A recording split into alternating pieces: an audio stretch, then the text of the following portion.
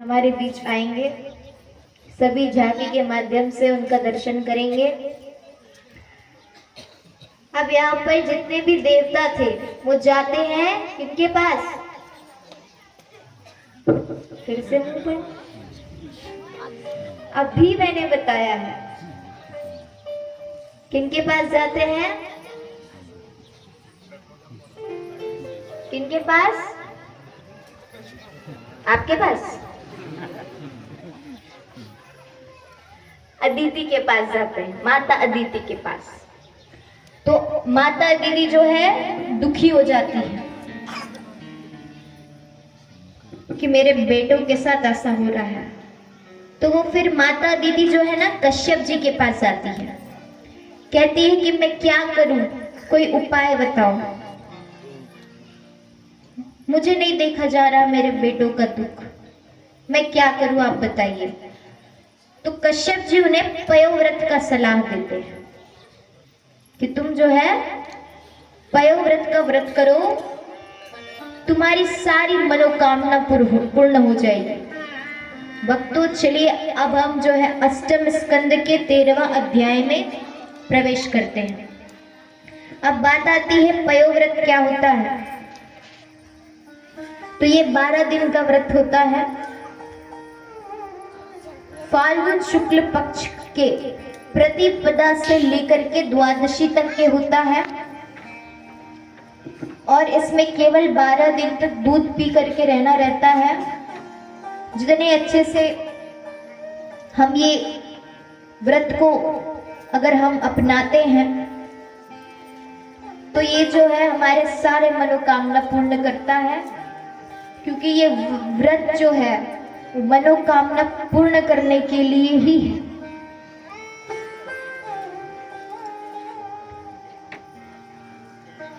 अब माता अदिति जो है इस व्रत के प्रभाव से गर्भ धारण करती है और गर्भ धारण करती है और समय आने पर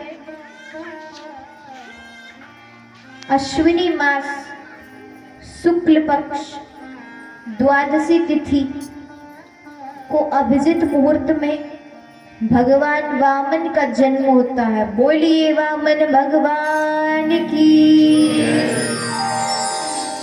वामन भगवान का जन्म होता है। वामन भगवान का जन्म होता है और यहाँ पर फिर भगवान वामन का यज्ञोपवीत संस्कार किया जाता है और उसमें स्वयं विधाता ब्रह्मा जी ने प्रकट होकर अपना कमंडल जो है वामन भगवान को दे दिया। अदिति मैया ने लंगोटी पहनाई, कश्यप जी ने मेखला पहनाई, सरस्वती मैया ने रुद्राक्ष की माला भेंट की और भूदेवी ने चरण पादुका भेंट की। आकाश ने छत्र भेंट किया, कुबेर ने भिक्षा का पात्र दिया और अन्नपूर्णा मैया ने भिक्षा प्रदान की और बृहस्पति ने गायत्री मंत्र फूंक करके यज्ञोपवीत धारण किया। अब भगवान वामन जन्म लेते हैं और देवता के कार्य सिद्ध करने के लिए वो जहां पर राजा बलि यज्ञ कर रहे हैं उस यज्ञशाला में भगवान वामन पधारते हैं। भगवान वामन पधारते हैं और कहा जाता है कि जो राजा बलि है वो बहुत दानी था। कभी भी उसने किसी भी ब्राह्मण को दुखी करके नहीं भेजा है, हमेशा ब्राह्मण को जो है संतुष्ट करके भेजा है। ब्राह्मणों ने जो भी उन्हें मांगा है बलि ने वो दिया है। तो भगवान वामन जो है यज्ञशाला में पधारते हैं।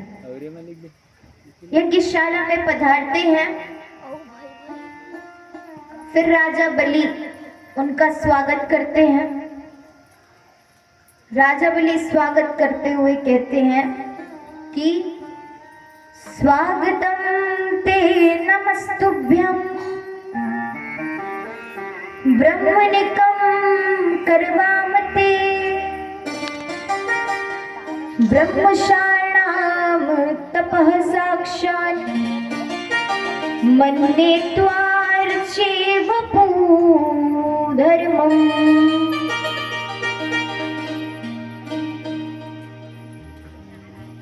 इस प्रकार से राजा बलि उनका स्तुति करते हैं, स्वागत करते हैं और कहते हैं, हे ब्राह्मण देवता, सुस्वागतम सुस्वागतम। मैं आपको कोटि कोटि प्रणाम करता हूँ। बताइए आपको कैसी सेवा करूं? मैं आपकी किस प्रकार से सेवा कर सकता हूं? बताइए। भगवान वामन कहते हैं कि यह वाक्य जो है आपके कुल वंश के अनुकूल है।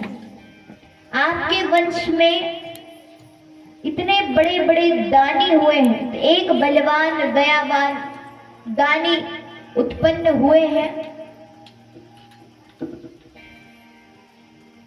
तो मैं कुछ नहीं मांगूंगा। मैं सिर्फ ये मांगता हूं कि हे बलि, तुम जो है मुझे अपने आश्रम के लिए केवल 3 पग पृथ्वी दे दो। केवल 3 पग पृथ्वी मुझे दे दो। बलि कहते हैं कि यह दान जो है मेरे अनुकूल नहीं है। आप चाहे तो महल ले लीजिए, राज्य ले लीजिए, धन ले लीजिए, 3 पग पृथ्वी ही क्यों चाहिए? भगवान वामन कहते हैं, मैं एक संतोषी ब्राह्मण हूं, मुझे केवल 3 पग पृथ्वी चाहिए। अब जैसे ही गुरु शुक्राचार्य जी ने सुना संतोषी ब्राह्मण, उनका थोड़ा दिमाग घूम गया, कि कहा कि ब्राह्मण भी है और संतोषी भी है, ये कैसे हो सकता है? तब शुक्राचार्य जी अपनी विद्या से जान जाते हैं कि ये और कोई नहीं बल्कि भगवान विष्णु है। अब वो बलि को कोने में ले जाता है हाथ पकड़ करके और ले जा करके कहता है कि बलि, ये कोई और नहीं, ये जो है भगवान विष्णु है, तो इसे तो कुछ मत देना। जैसे ही बलि ये सुनता है कि भगवान विष्णु, तो और प्रसन्न हो जाता है। अरे वाह, आज मेरे यज्ञशाला में भगवान विष्णु पधारे हैं, स्वयं भगवान पधारे हुए हैं। और प्रसन्न हो जाता है। शुक्राचार्य जी की बात नहीं मानता, वो आता है भगवान वामन के पास। अब यहाँ पर शुक्राचार्य जी सोचते हैं कि सबसे पहले तो यहाँ पर जो राजा बलि और उनकी पत्नी विंध्यावली, वो जैसे ही 3 पग पृथ्वी के लिए संकल्प करने वाले होते हैं, तो वहां पे शुक्राचार्य जी क्या करते हैं? सोचते हैं कि जब संकल्प ही नहीं होगा,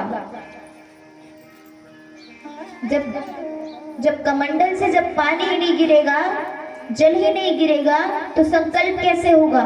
शुक्राचार्य जी क्या करते हैं? कमंडल की टोटी पर छोटा रूप धारण करके बैठ जाते हैं। भगवान जान जाते हैं कि शुक्राचार्य जी है। अब क्या करते हैं? भगवान जो है उस टोटी में कुशा को डालते हैं जानबूझ करके, और फिर वहां पर शुक्राचार्य जो है हाय हाय करते हुए बाहर निकल करके आता है, और वहां पर उसका जो एक आंख है वो गोविंदाय नमो नमः हो जाता है। गोविंदाय नमो नमः हो जाता है। संकल्प भी हो जाता है। जैसे संकल्प होता है, वामन भगवान जो है विराट रूप धारण कर लेते हैं। बोलिए भक्तवत्सल भगवान की। वामन भगवान जो है विराट रूप धारण कर लेते हैं और सबसे पहले एक पग से जो है नीचे के लोग नापते हैं, एक चरण नीचे को बढ़ाते हुए अतल वितल सूतल तलातल महातल रसातल और पाताल, ये सातों लोग जो है वो एक चरण से नापते हैं। दूसरा चरण ऊपर के लोग उठाया भू भुव स्व मह जनः तप और सत्य लोग, ये ऊपर के लोग उन्होंने एक चरण से नापा। अब यहाँ पर ऊपर के हो गए, नीचे के हो गए, अब मैं तीसरा पग क्या नापूं?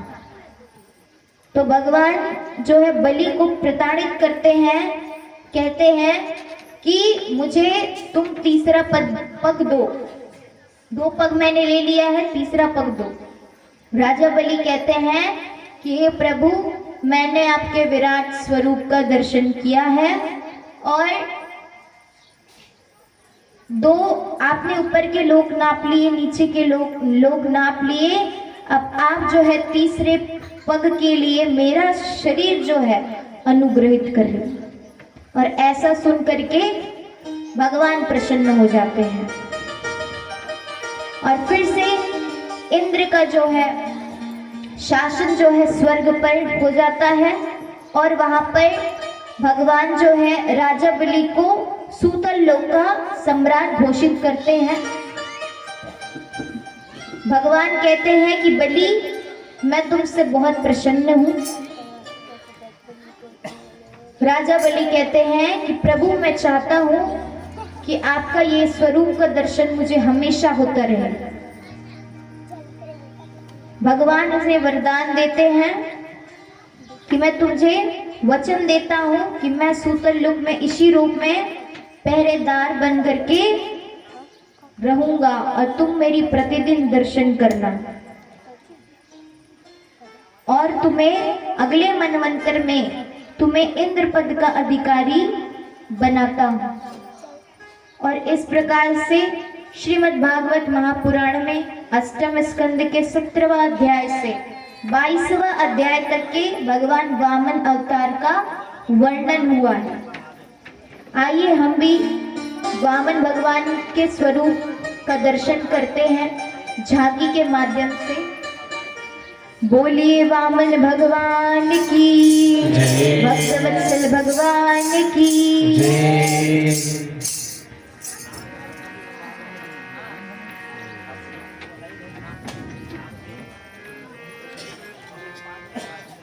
वामन जी जहाँ पर भी हैं कृपया करके कथा स्थल पर पधारेंगे। ओ तेरा होगा बड़ा एहसान, ओ तेरा होगा बड़ा एहसान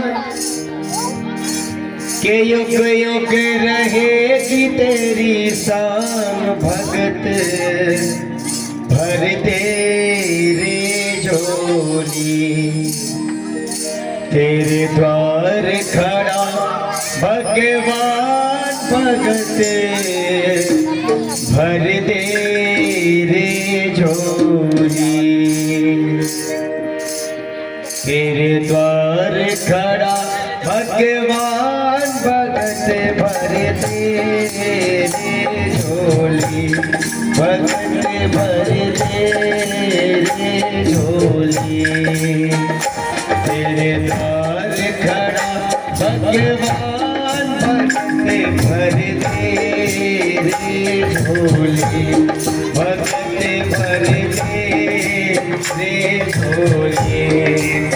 ओ तेरा होगा बड़ा एहसान, तेरा होगा बड़ा एहसान के युग युग रहेगी तेरे निशान। भगत भर तेरे झोली, भगत भर तेरे झोली।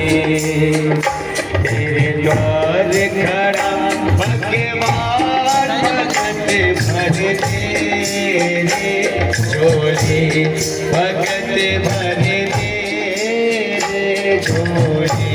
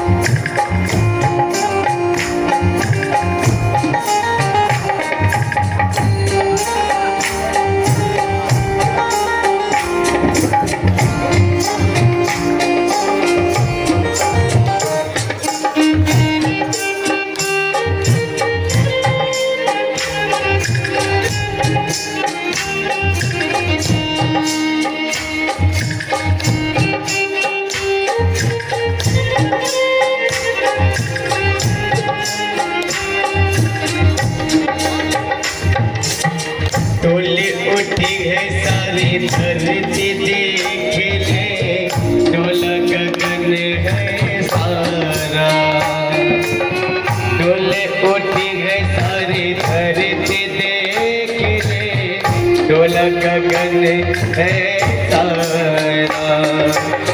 भीख मांगने आया तेरे दर हो, भीख मांगने आया तेरे दर, जगत का पालनहार रे, जगत का पालनहारा। मैं आज तेरा मेहमान, मैं आज तेरा मेहमान, परख ले मुझको जरा पहचान, भगत भर तेरी झोली, भगत भर तेरी झोली। तेरे द्वार खड़ा भगवान, भगत भर तेरी झोली, भगत भर तेरी झोली। जय हो वृंदावन भगवान की, दिखाओ तेरी, दिखाओ तेरी।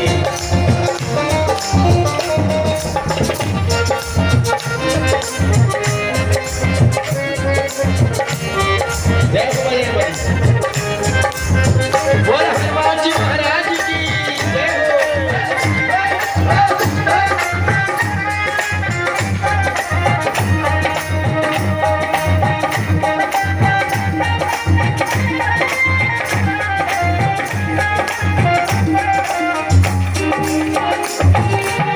आज लूटा तेरा सर्वस्व अपना, मान ले कहना मेरा।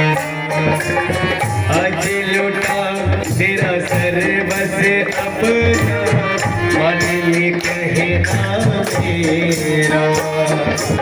मिट जाएगा पल में तेरा हो, मिट जाएगा पल में तेरा, जन्म जन्म का फेरा रे, जन्म जन्म का फेरा। तो छोड़ सकल अभिमान, तो छोड़ सकल अभिमान, अमर कर ले रे तू अपना नाम, भगत भर तेरी झोली, भगत भर तेरी झोली। तेरे द्वार खड़ा भगवान, भगत भर तेरी झोली, भगत भर तेरी झोली। ओके जी। बामन का भेष बनाया, बामन का भेष बनाया, बलि राजा को छलने आया, ओ बलि राजा को छलने आया। छलिया का भेष बनाया, बामन का भेष बनाया, बलि राजा को छलने आया, ओ बलि राजा को छलने आया।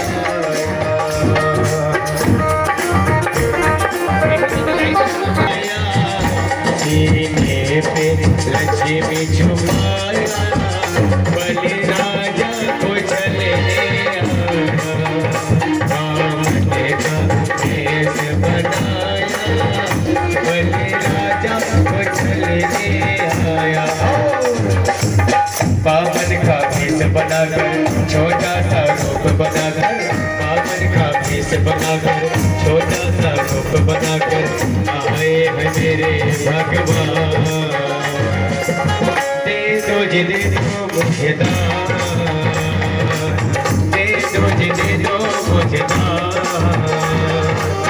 बामन का भेष बनाकर, छोटा सा रूप बनाकर, बामन का भेष बनाकर, छोटा सा रूप बनाकर आए हैं मेरे भगवान। दे दो जी दे दो मुझे दान, दे दो जी दे दो मुझे दान। जय हो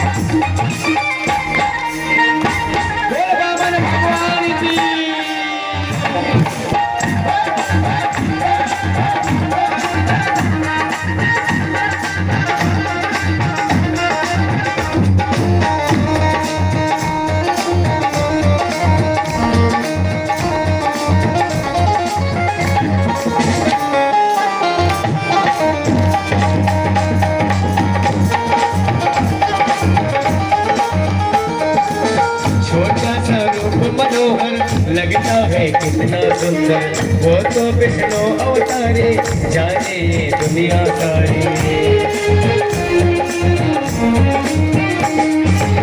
छोटा सा रूप मनोहर, लगता है कितना सुंदर, वो तो विष्णु अवतारे, जाने ये दुनिया सारी। लीला किसी की महान, लीला किसी की महान, दे दो जी दे दो मुझे दान, दे दो जी दे दो मुझे दान।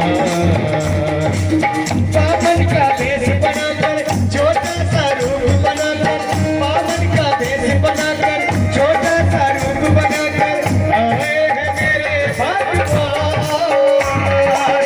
दे दो जी दे दो मुझे दान, दे दो जी दे दो मुझे दान, दे दो जी दे दो मुझे दान, दे दो जी दे दो मुझे दान, दे दो जी दे दो मुझे दान, दे दो जी दे दो मुझे दान, दे दो जी दे दो मुझे दान। बोल वामन भगवान की जय।